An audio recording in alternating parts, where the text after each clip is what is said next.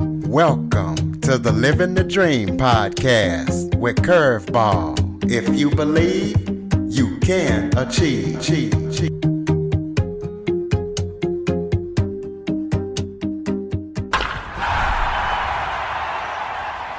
Welcome to the Living the Dream with Curveball podcast, where I interview guests that will teach, motivate, and inspire you to stop at nothing to fulfill your dreams. Today, I am joined by a special guest, Kid Curry. He was running the most listened to station in Miami until he was forced into retirement by multiple sclerosis. So now he is a writer. But this diagnosis wasn't all bad because it allowed him and his wife to reconnect.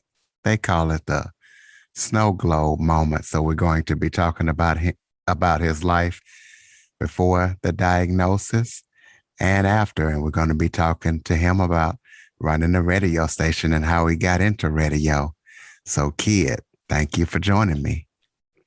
My pleasure, my friend. I always look forward to doing these things. So let's get it. Yeah, let's get it. Let's start by getting a little bit of background about yourself. Yes. All right. Well, I'm 66 years old, but when I was 17 years old, my dad was a news guy at a radio station in Canyon City, Colorado, a very small little town, only had one radio station. And one day he came home and told me that the general manager wanted me to babysit. So I went up to the radio station thinking I was going to babysit his kids. And he says, no, I need you to babysit the Sunday morning God show. Because on Sunday mornings, what they would do is they would play back the recordings of the previous week's church services, and nobody wanted that job. So they just hired a high school kid. But, my only responsibility was put those tapes on and then turn the tape machine on and then just listen to it. I just sat there and got ready for the next tape. But every hour I had to go on live and do the station identification. And it was one of those moments, man, where I'm like, this is KRLN, Canyon City, Colorado, the station with the news reputation, which is exactly what I said. But when I heard myself, it was one of those things like, wow, that was cool. I could do that again. So it got me into college. I went to University of Southern Colorado in Pueblo, Colorado for 2.5 years. And studied broadcasting. And at the same time, I was doing part-time radio on one of the local top 40 stations. And the day that they were, every radio station had these drops, and the drops said things like, Curtis Jackson plays all hit music. So I was the news guy, and the guy was in recording all those for the disc jockeys. And because my name, Kid Curry, is not my real name is Kim Curry. But let's go all the way back in the 70s. You didn't really have many guys named Kim in America. So I was in the studio, and the guy was making all these new voice recordings for the disc jockeys. And the boss turned around, he says, make one for this guy, Kim. He says, no, we can't call anybody Kim. So he turned around, he picked up a record, and he looked at his little 45 single, and he said, we'll call him Gary Paxton. Well, the record he picked up was The Monster Mash, which was written by a guy named Gary Paxton. So that was my first radio name. And it was, it worked okay. I was only on the radio one day a week for 2.5 years, but that was my first radio name. But then, I was going to college and I was on the radio at the time, and I was getting my oats thinking I knew what I was doing. So I started putting out applications all around America, air checks. What DJs do to get jobs is they take the words that they say, the things that they say, and they put those all together on a tape, and they send out those air checks. Well, I sent out air checks in 2.5 years after I went to college, and I got a job offer. My first full-time job offer was to go to Knoxville, Tennessee. So I'm driving across the country in my little Plymouth Valiant 1971 white car. I call it the car of the future because it had no class. And so I'm driving out there and I'm thinking, well, I got to come up with a new name. I'm going to be on the radio at 10 o'clock at night. So I thought I'll call myself Night Smoke. So I get to the radio station and I walk up the stairs and I open up the door, and there was a lady sitting at the receptionist's office. And behind her was this big guy with curly hair and a Hawaiian shirt. And I put out my hand and I said, "Hello, ma'am. My name is Night Smoke. I'm your new nighttime DJ." And the guy behind her says, "Well, if it isn't Kid Curry."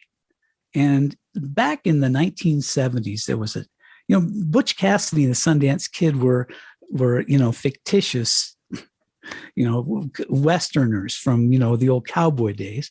And there was a TV show that was called Kid Curry and Hannibal Hayes.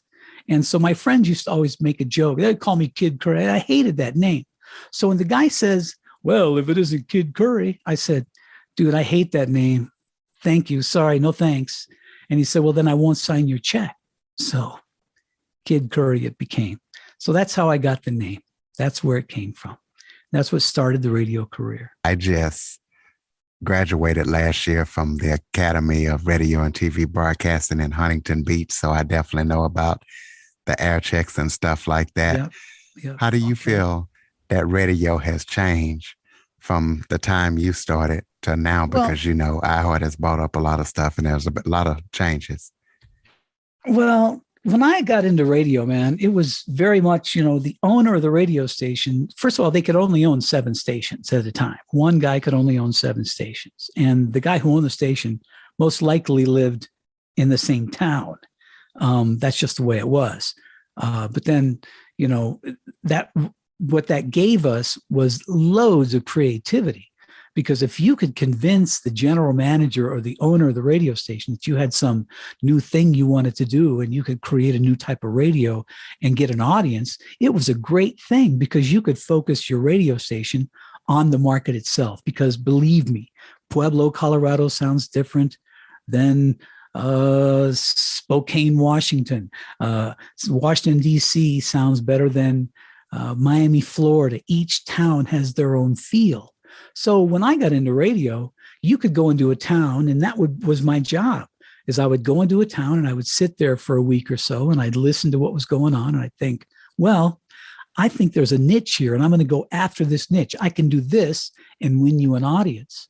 And that's how we played. And it was great. And, crazy enough, back in the day, people used to make good money at that. I used to make easy 6 figures at one time, $250,000 doing this. You could really do it because if you could get great ratings by coming up with the type of radio that no one else did in town, then you were a superstar. So that's the kind of radio I grew up on. And fortunately, most of the time I was on the radio in America. That's the kind of radio I got to play. Eventually, after 25 years of me bouncing around, trying to learn how to run radio stations and being a DJ in America, I finally was given the opportunity to run Power 96 in Miami. Now, just a quick history there. This particular radio station was called Power 96. It's called that now. But in the original concept of the radio station, all the way back in the 70s, it was called 96X. It changed. In fact, at one time it got turned off because it did an illegal contest. But then it came back on. So this frequency, 96.3 in Miami, eventually became 96.5 in Miami, and they call it Power 96. I went down there in 1976 to work at 96X. And then eventually, 25 years later, I was the program director of Power 96. So in the 25 years, I bounced around and worked for 2 of the geniuses of radio, Jerry Clifton and Bill Tanner, the 2 guys I first went to work for in Miami all the way back in 1976. So fast forward to 1996, I become the program director myself. The radio station has the most success it's had in its history, and it's never recovered because after I left, it never regained that history. And then radio changed after 1996 because that was when the FCC said, open the door for Clear Channel. It was Clear Channel at the time to buy up all the radio stations they wanted to buy up. And that's what started. They used to call themselves Clear Channel, but they got a really bad rap for taking out all these jobs, because they would consolidate all these buildings and all these people and fire everybody, fire DJs, legends, guys who were real broadcasters, who grew up in the business back when I did, who became part of the market. I mean, were part of the daily function of the town. And then when Clear Channel came in and they got all these stations, started syndicating things, they fired all those guys. And so you have really talented people out there walking the streets who are creating great radio that are victims of the 1996 decision by the Federal Communications Commission to take away their ownership rules. And then fast forward to today, where you have maybe 4 people owning stations. I mean, 4 companies owning all the stations. Back when I was a kid, there were hundreds of owners, hundreds of them. And people really had jobs, and it was an economy, and you could get in the radio business and be creative. And now it's just a function of whatever music they tell you to play, and you read this card, and at 7:30 you got to do it again. And that's the way radio is now. It's a shame, but that's the truth. That's my opinion. That's the truth. Well, what do you think about the legitimacy of online radio? Because I'm on an online station, and we just got the opportunity to get on iHeartRadio. What do you think about online radio and how that's going and what that's going to be in the future? That's a great idea. I happen to know some of the guys way back in, I got diagnosed in 2005 with multiple sclerosis. I got forced out of the radio business in 2005. Right around 2008, 9 or so, I was in San Antonio, Texas, dealing with some friends of mine who I used to work with way back in the 80s. And they had already turned on an online radio station back then. That station is still on, and it is successful in San Antonio. And I have large belief in the success of online radio. And it just so happens that the mechanism you use is iHeart, and that's the function everybody uses. So I think you're doing the right thing. I don't I don't appreciate the fact that Clear Channel changed their name to iHeart, because Clear Channel got such a bad rap for firing everybody. So they changed their name. It's the same people. So I don't have warm feelings about what they've done to the radio business. However, I understand the business model and what they're doing, and they are the force. Well, let's talk about you being driven from radio with multiple sclerosis. Explain what multiple sclerosis is, and you got diagnosed late in life. Did you notice any issues, or did it just pop up? It's funny you mentioned that. I've worked around, in San Antonio, Washington, D.C., Baltimore, and Miami, of course. And I had exacerbations. I had symptoms of MS that I didn't even know what it was. And one time in particular, it's kind of an example of what stress has to do with MS. First of all, I was on the radio at night with the name Kid Curry. I was the teenage DJ, okay? Before I got off the radio at 10 o'clock, I used to do a feature called The Bed Check, and I'd have kids would call in and they'd, rip on their teacher and make a joke about a friend, rip on their mom, and I'd fire something funny back at them. And then at the end of that particular feature, I'd yell, "Come get me, mother, I'm through," which is the name of my book. But anyway, that was a feature I did in all the towns that I was on the radio at night. When I was in Washington, D.C., it wasn't a little kid feature. Well, it was. It started off as that. But once the political parties knew about it, they would call in and make comments. So it became kind of a political issue there. I started getting phone calls from a guy. I'd pick up the phone and I'd say, "Bed check." And the guy would say, "Hey, man, it's me, Frank DeFramer. I'm over here at the White House, and the president just heard your bed check." And I'd laugh, ha, ha, ha, ha, sure. I'd hang up and I'd go on to the next call. Well, this guy called in night after night. And one night I put him on hold and I got him off, said, "Man, who are you? What are you talking about?" He says, "Well, my name is Frank DeFramer. It just so happens somebody has to take care of the frames at the White House, and that's my job. I have an office downstairs. President Reagan comes down here, and here's your bed check." And I was flabbergasted, couldn't believe it. So that's the kind of thing that would happen on my bed check. Well, fast forward a couple of years, I'm now up in Baltimore, Maryland. And the girl I'm with, her grandma comes to visit from Texas. I happen to mention that I have a friend at the White House. You need to take me on a tour of the White House, she starts on me. So, man, I really, I barely even, Frank the Framer told me that these things happen, but I didn't really know if it was true until the day I had to call the White House to see if I could put together a tour because I had a friend at the White House. And I call the White House and I say, yeah, listen, I'd like to speak to Frank the Framer. And the lady says, oh, Frank the Framer, I'll get him right now. Guy picks up the phone, Frank the Framer. I'm like, Frank, it's Kid Curry. He's like, oh, Kid, how you doing? So I'm like, listen, I got to bring my girl's grandma over. Now, this was just after Reagan's assassination attempt. They had not changed the structure of the security around the White House yet.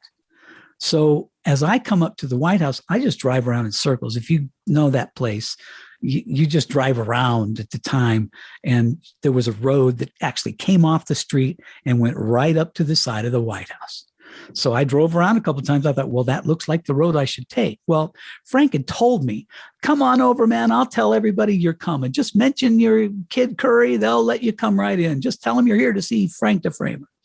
So I start going up this road and the Secret Service start coming at me and they're pulling their guns. Stress is a killer with multiple sclerosis. As soon as my adrenaline started to run, I start losing vision in my right eye. My shoulder starts to really start twitching on me. My legs start seizing. So I get up as close as I can. And now I've got these 10 guys pointing their guns at me, put the car in park, and I open the door and I fall out of the car. And I'm like, oh, I'm here to see Frank the Framer. They're like, oh, hey, kid, how you doing? Can we get you a wheelchair? I'm like, no, get the wheelchair for the grandma. I'll stand up and I'll walk around. What multiple sclerosis is lesions appear on your brain. And depending on where those lesions appear, that's the part of your body is going to be affected. Right as I'm talking to you right now, my legs, my lower body is in total seizure. My legs are sticking straight out. So wherever my lesions are, they're in the area that controls my lower extremities. And all MS patients have problems with their eyes. My right eye is dim sometimes. My shoulders seize, my hands curl up. So wherever those lesions fall on the brain, that's the part of the body that's going to be affected. There's something else that happens to MS patients, which I just totally don't understand the science of it. But your nerves have lining called myelin, and the myelin disintegrates in patients with MS. So we have a few things that go on, and, surprisingly enough, people die from this disease. When I was in 2005, I was, having a great time running Power 96, the kind of guy that everybody in America in radio and music wanted to be next to, because Miami's a fairly strong music market, and to have the number one radio station down there is fairly important. And that particular property had been so successful for so long, had been put together so well prior to even me having it. And then, it was actually 2004, Christmas. I came home to see my mother, and my mother starts telling me, how come you're walking funny? And I had to admit, I didn't feel that my feet were touching the ground correctly.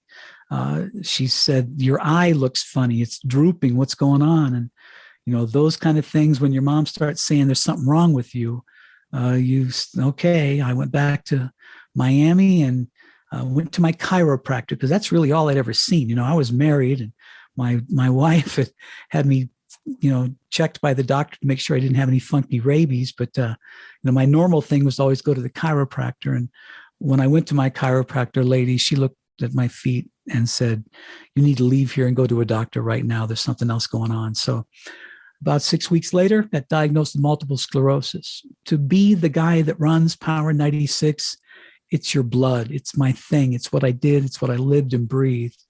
But when I got diagnosed with MS, it completely took my mind off my job, because I got told I had MS at a corporate meeting. Miami's on the other side of Alligator Alley, away from Naples.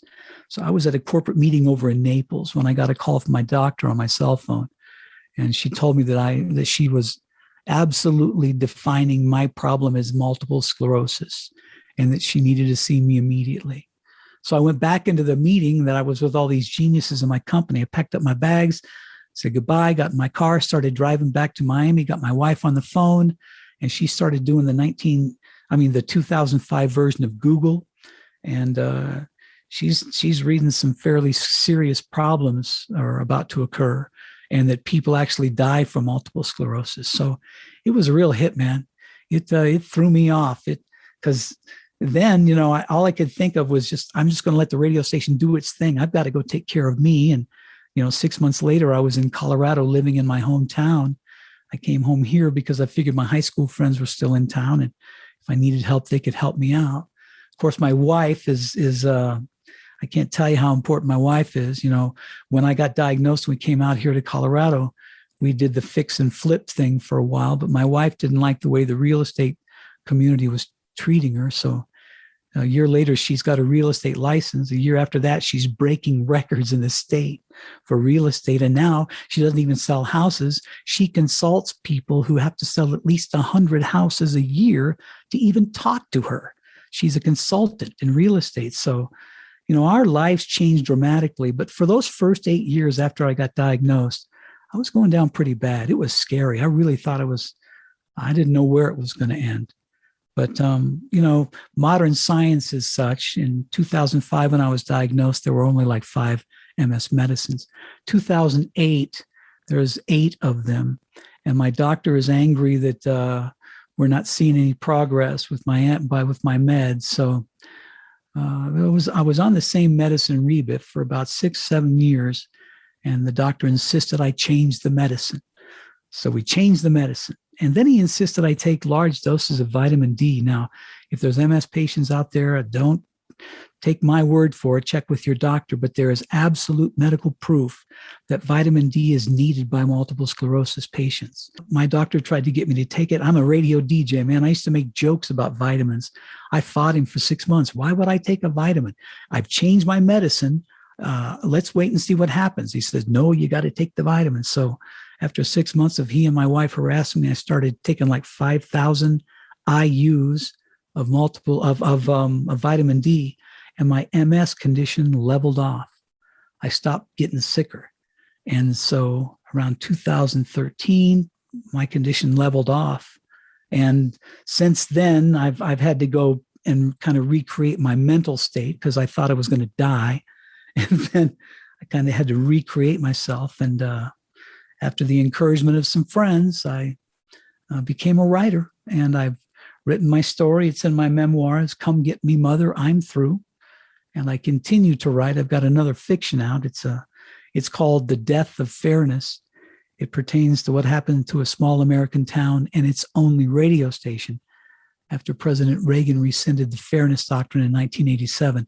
It's a real thing. It was the rule that the FCC required equal time for contrasting points of view. You take that rule out and you are making lies legal without debate. And many believe it's the source of why we have the division in America today. After the rescinding of the doctrine, you had Rush Limbaugh come on and start lying and doing conspiracy theories. And you can't, you used to, when someone lied or made up a conspiracy theory before 1987, you had the right to go on and have equal time to combat that lie. But after 1987, Reagan said, no, we're not doing this anymore. And then so guys like Rush and all these other guys got to pollute some people's brains in America, and it has caused the division we have in America today. I'm not the only one. A lot of people believe that. So, well, let's talk about, this is a 2-part question. How were you able to control your mind through your diagnosis? And also, what tests are performed to find out if people have multiple sclerosis or not? That battery of tests is amazing. Okay. But I'm going to go to that first. Don't let me forget your other question. The battery of tests, they stick you with needles. They electrocute you. They do eye vision tests. It is a hard thing to diagnose.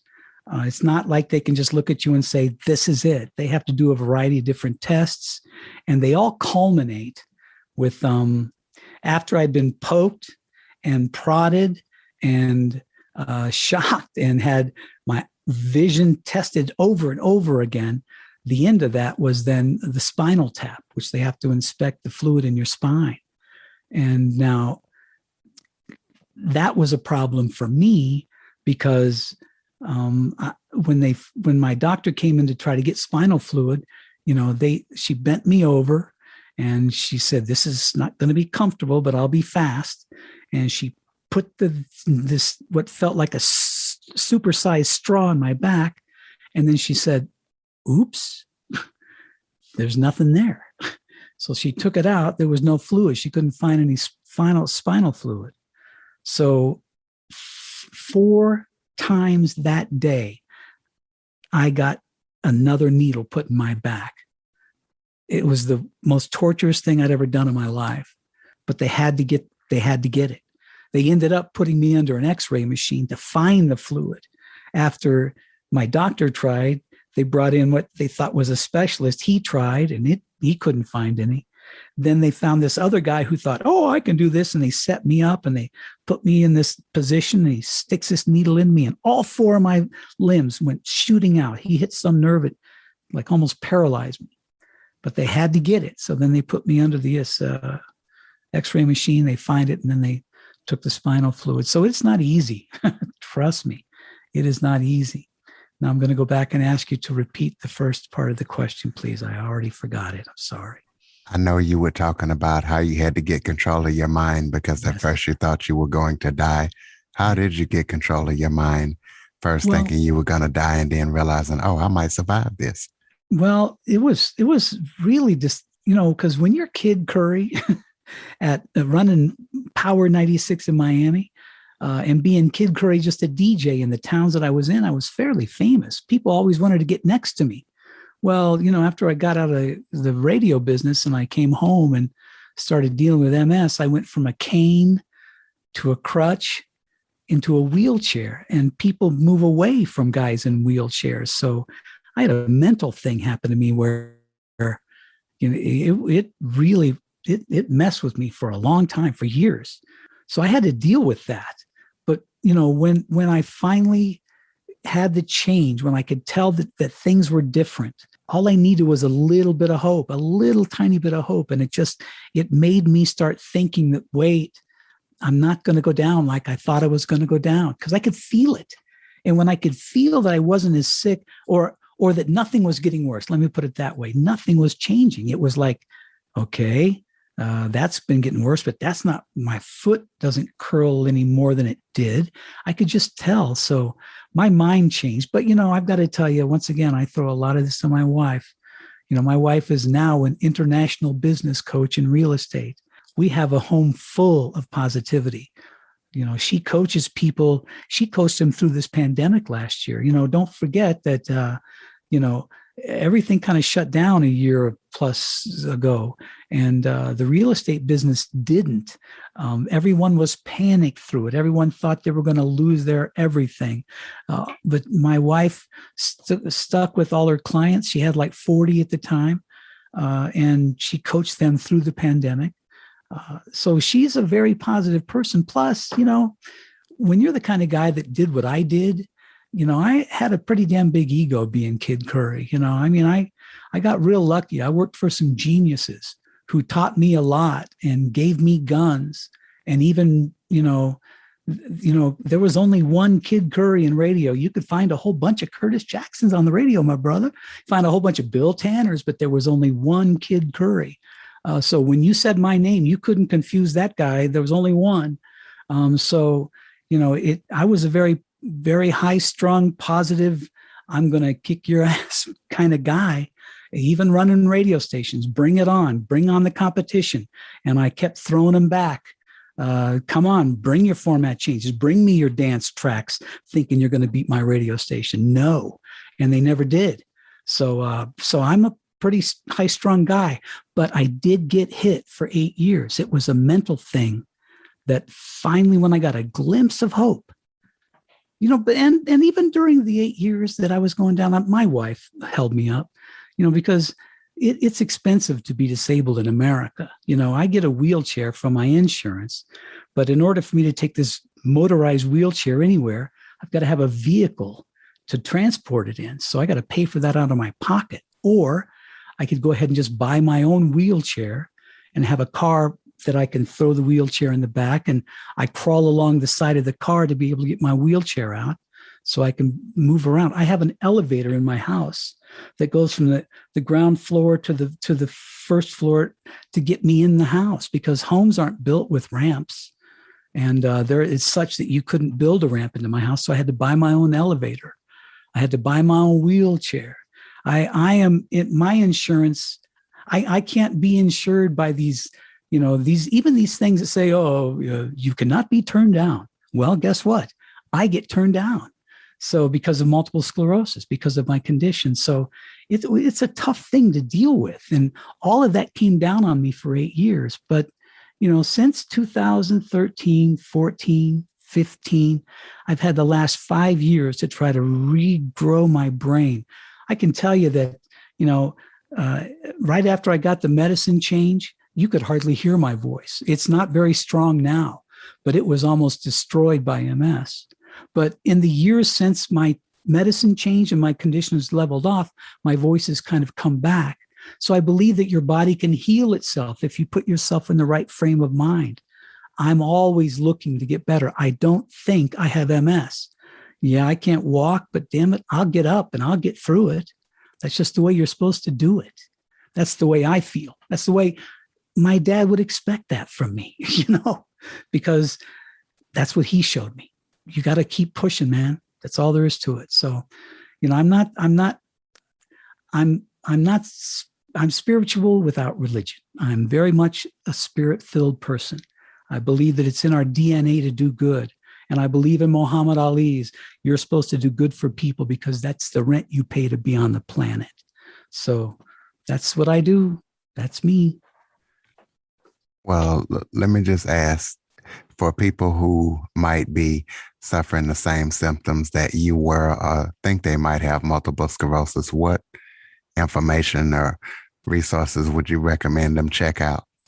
Well, my doctor is a well-known international specialist on multiple sclerosis. He's got a book out called Optimal Health with Multiple Sclerosis. Optimal Health with Multiple Sclerosis.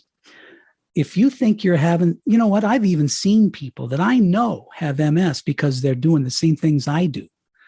MS is not very well diagnosed in America because people don't want to talk to people about the things that are going on.